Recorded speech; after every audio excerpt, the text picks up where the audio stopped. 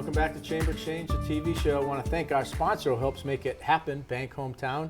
And really pleased to have with us on our second segment, Kayla Newton, who is the marketing manager for the Grid Hospitality Group and also works closely with MG2. Welcome. Thank you for having me. Well, for some of our viewers who might not be familiar, MG2 has really been a catalyst and was a pioneer in some of the downtown resurgence that we've seen. Yes. John McGrail and Joe Donovan and the team building housing, creating market rate housing in the downtown, taking buildings that were underutilized or converting buildings that were not housing, and creating a real density in what the theater district or the grid district, Yep. And growing. Yes, yeah, we're really happy to be a part of downtown and see the Worcester community really thrive around what we're building down there. A number of units, some of our viewers, the old Bancroft Hotel has been converted in a number of units in a several block area. Yep, so we have that Bancroft Hotel, and then we really have a lot of Franklin Street, and then we're expanding into the Main Street area as well. So we're continuing to grow in that community. Yeah, and a recent historic rehabilitation of a building on Main Street, right on the same side as the Hanover Theater, that is really eye-popping, and my guess will receive a Chamber Silver Hammer Award sometime next year. Yes, yeah, we're really excited. So it's the 517 Main, and that's going to be a beautiful contribute to our apartments over there. Yeah, keep the street level retail, but Yeah. apartments up above, and continuing to kind of activate that part of Main Street and Federal Square. Yeah, absolutely. One of the things that again was ahead of the curve, which you're involved in the Grid Hospitality side, is the beer garden. Yes. We've seen in the last couple of years, even with COVID, a number of new restaurants open up along Franklin Street. Clearly, Mercantile Center with the Mercantile, Mm-hmm. Ruth Chris coming, the 110 Grill. But and again, leading a lot of that was the beer garden, and has reopened. You want to talk about that? Yeah, so we're happy to be back.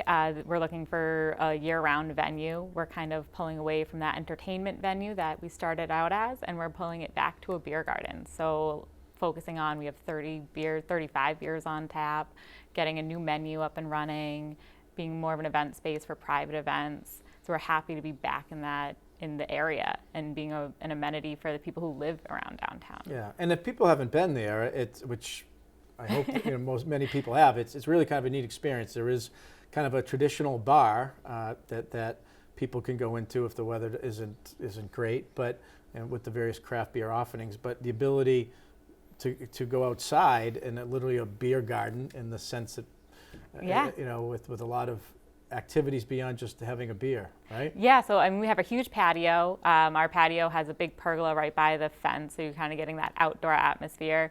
And we just added fire pits, so good if it's not super warm out or if it's getting colder during the afternoon and evening hours. There's space to hang out outside and get that open air feel.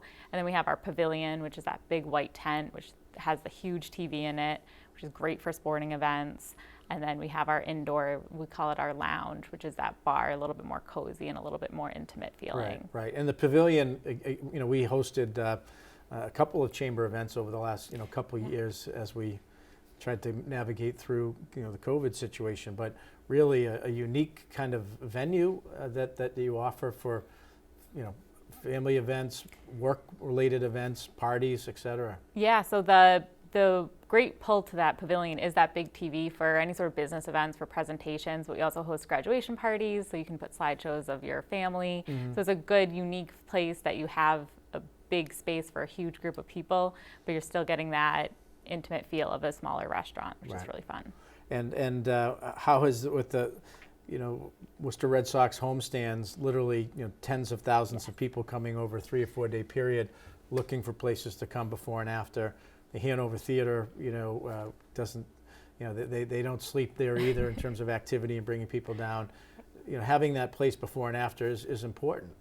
Yeah, so this year we're open at noon, Wednesday through Sunday. So it's a great spot if you're going to go before a game or before an event. And then we're open until 11 o'clock at night, which is a great spot for after events around the area.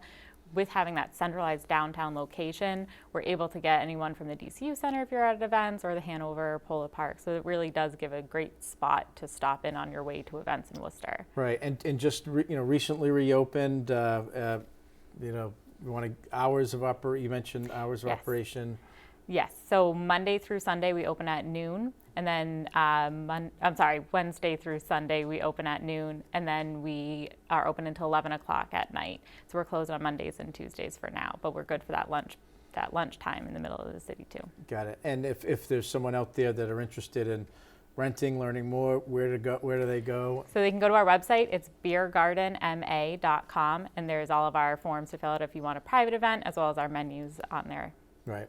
And we see along the Franklin Street corridor, the Beer Garden has activated a couple of other restaurants. Anything you can anything coming on some of the other spots as we slowly reopen, or we're just focusing We're on the just Beer Garden focusing on the for Beer now? Garden right now, but the Beer Garden's open, the Brew on the Grid is open, and then the other restaurants will be something in the future for sure. Yeah, and that's another great point in terms of, a lot of times people saying Worcester needed another coffee Yeah. shop. I mean, granted, we have Dunkin' Donuts there, and but kind of a traditional go-to coffee. The Grid was one of the first to come downtown, and a great place to kind of go have a coffee, get a little work done, Yeah. sit. Yeah, I found that, we're getting more and more people coming in, sitting and having, coffee while working from their laptops. People are still kind of working from home, but giving them an outlet to come and work in public while at home is being a really good outlet for us. Yeah, that's right, and that's right around the corner.